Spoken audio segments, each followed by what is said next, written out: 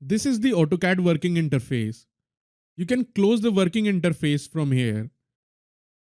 You can open existing AutoCAD saved file from here. Select the file you want to open and click open.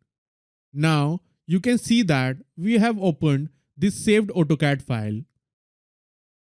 You can zoom in, zoom out from mouse scroll button. Now long press mouse scroll button to pen the sketch. We can also open existing AutoCAD saved file from here. You can save as any file to create a copy of a current drawing under a new file name. We can also save a current working file from here. We can also save as from here. Change the file name and save.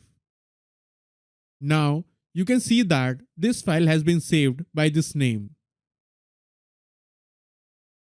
Go to View.